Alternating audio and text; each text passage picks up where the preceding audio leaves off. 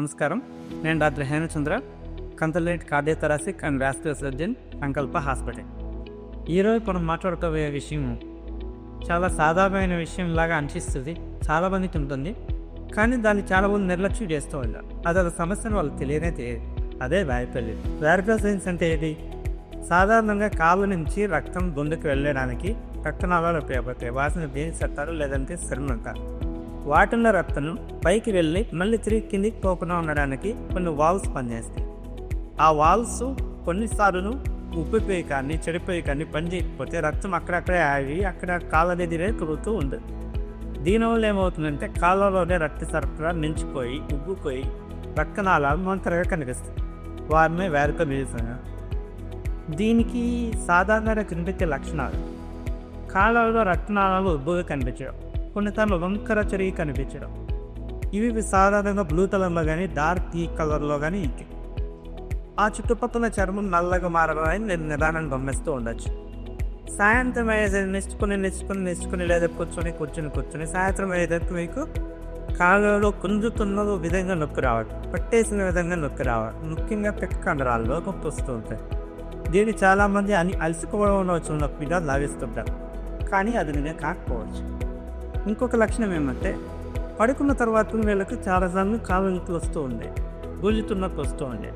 కొన్నిసార్లు వ్యారికోస్ వంటలాగా కూడా తెలుస్తూ ఉంటాయి రాత్రిలో. ఇంకా లేట్ స్టేజ్లో అంటే ఎక్కువ గుజిపోయిన తర్వాత పుండ్లు పడతాయి. ఎక్కడ పడితే ఎక్కువ పుండ్లు మరముల దగ్గర, మరముల పైన ఆ భాగాలు ఎక్కువ పుండ్లు పడుతుంటే చర్మం పూర్తిగా నలుపు తిరిగిపోతూ ఉంటాయి. దానివల్ల సాధారణంగా అనుకుంటూ ఉంటారు. దాన్ని అలాగే వేస్తే ఏమవుతుంది? ఆ రక్తం అక్కడ నిలిచిపోవడం వల్ల రక్తం లీక్ అయ్యి బ్లాక్ చలంగా మారికి చర్మం లేదా అంత గట్టిపడడం స్టార్ట్ అయ్యి దాని మృదుత్వాన్ని పోతుంది. అప్పుడు క్రాక్స్ వచ్చి పుండు పడుతుంది. ఆ పుండు నిదానంగా పెరుగుతూ పెద్దదైపోతూ కొన్నిసార్లు ఎక్కువ రక్తస్రావం అవుతుంది, కొన్నిసార్లు మాను అలాగే ఉండిపోతుంది. కొన్నిసార్లు దాని అవుతుంది ఇబ్బంది ఏమంటే కరెక్ట్గా అది జాయింట్ ఏరియాలో మడమలో ఉండడం వల్ల కాలు మొదటి కూడా కష్టం అయిపోతుంది, అంటే మూమెంట్ నడవడం కూడా కష్టం అయిపోతుంది. దీనివల్ల వచ్చే అత్యధికంగా ఇబ్బంది కలిగించే అంశం ఇది. అయితే ఇది ఎవరికి ఎక్కువగా వస్తుంది? ట్రీట్మెంట్ ఆప్షన్స్ ఏమైనా కానీ ఒకసారి చూద్దాం. ఎక్కువ లేచుకుని పనిచేసే వాళ్ళకి, కూర్చొని పనిచేసే వాళ్ళకి, ఎక్కువ లావు ఊబకాయ వల్ల, కొన్నిసార్లు ఫెమిలియర్ డిస్ట్రీ అంటే ఎవరికైనా ఇంట్లో ఫాదర్ కానీ మదర్ కానీ ఆల్రెడీ ఉండడం వల్ల, ప్రెగ్నెన్సీ తర్వాత గర్భధారణ తర్వాత స్త్రీలకు ఎక్కువగా వ్యారికోస్ వచ్చే అవకాశం ఉంది. ట్రీట్మెంట్ అంటే దీనికి ఉన్న చికిత్సలు ఏమి? మంచి విషయం ఏమంటే ఇప్పుడు ఈ వ్యారికోస్ సమస్యకి ఆపరేషన్ చేయాల్సిన అవసరం లేదు. చాలా చోట్ల ఆపరేషన్ పూర్తిగా మానేశారు. మినిమల్లీ ఇన్వేసివ్ ప్రొసీజర్స్ లేకపోతే ఎండోవాస్క్యులర్ ప్రొసీజర్స్ అంటాం కదా, అవే ఇప్పుడు ఎక్కువగా చేస్తున్నాం అందరికీ. వాటిల్లో ప్రధానమైనవి 4 రకాలు ఉన్నాయి. అవేమంటే ఒకటి సింపుల్ స్క్లెరోథెరపీ, అంటే ఒక కెమికల్ ఎడిషన్ తీసుకొని నరాల్లోకి ఎక్కించడం, డైల్యూటేజ్. అవి ఏమంటే చర్మంలో కింద మాత్రం ఉంటాయి, అవి గుండె దాకా వెళ్ళే ప్రమాదం లేదు కాబట్టి చిన్న వయసుకి అవి బాగా పెరుగుతాయి. చాలా సులభమైన చికిత్స. ఒక అర్ధగంటలో ప్రతి ఇంటికి వెళ్ళిపోవచ్చు. రెండవ చికిత్స లేజర్.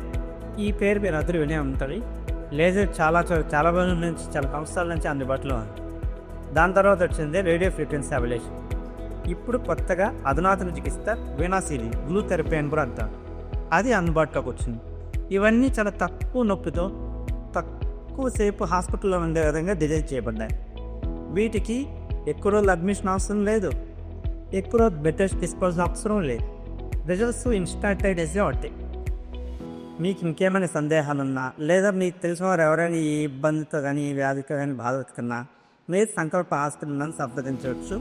వ్యారికోస్ వెయిన్స్కి సంకల్ప హాస్పిటల్లో అన్ని రకాల వైద్య సేవలు, ముఖ్యంగా అధునాతన వైద్య సేవలు కూడా అందుబాటులో ఉన్నాయి.